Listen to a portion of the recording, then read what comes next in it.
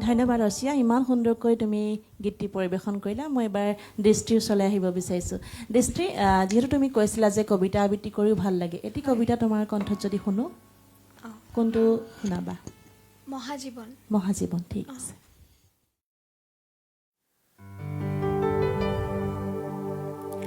আবৃত্তিৰ কবিতাৰ শিৰোনাম মহাজীৱন। কবি নীলকান্ত শইকীয়া। যাৰ কণ্ঠত ঈশ্বৰে বাস কৰে, যাৰ স্পৰ্শত শস্যই পোখা মেলে, যাৰ গানত নদী পথাৰ মানুহ একত্ৰ হয়, তেওঁ ভূপেন হাজৰিকা। ভূপেন হাজৰিকা এটা চৰাইৰ নাম। ভূপেন হাজৰিকা এখন আকাশৰ নাম। ভূপেন হাজৰিকা এটা জাতিৰ নাম। ভূপেন হাজৰিকা এখন দেশৰ নাম। ভূপেন হাজৰিকাৰ বাবে মানুহ, সকলো মানুহ। সেইবাবে তেওঁৰ মৃত্যুত তেলেংগানাৰ এগৰাকী নাৰীয়ে চকু লুটুকে, আফ্ৰিকাৰ এটি শিশুৱে ফেকুৰি উঠে, চিকাগোৰ এজন যুৱকে চিঞৰি উঠে, বুঢ়া লুইতে অলিয়া বলিয়া হৈ ৰাউচি জুৰে। তেওঁ চিৰনিদ্ৰাত থাকিলে কোন শুই থাকিব পাৰে? শদিয়া, ধুবুৰী, শ্বিলং, তেজপুৰ, গৌৰীপুৰ গোটেইখন নিজৰা পাৰলৈ উঠি আহে। ডিফু আৰু দুলীয়া জানতো চকুলোৰ বৰষুণ সৰে।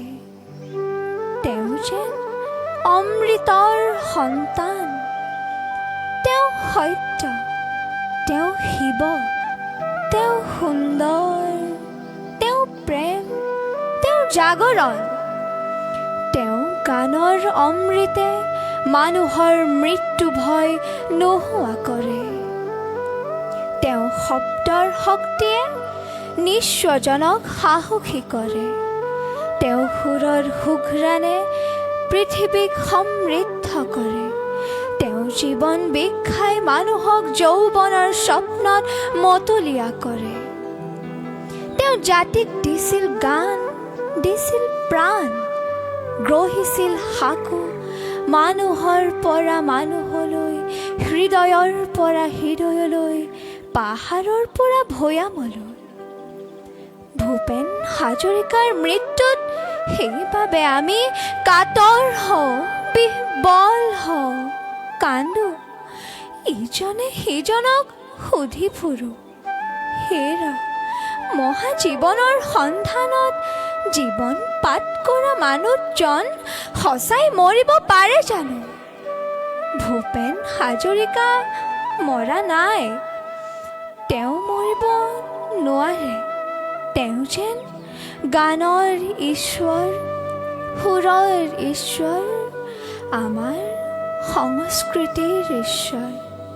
হে মহাজীৱন, তোমাক শত প্ৰণাম।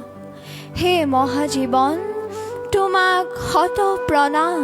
হে মহাজীৱন, তোমাক শত প্ৰণাম।